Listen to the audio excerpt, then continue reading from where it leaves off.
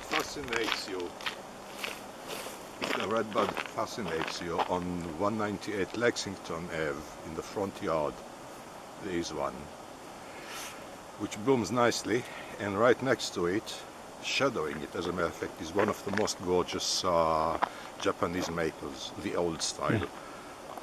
It's already 50 years old. Yeah. I'm here listening for a coyote right now though. Oh, yeah. Did you hear it? Yes. Yeah. We know them under a different name, but are coyotes, yes. Yeah. Dingoes.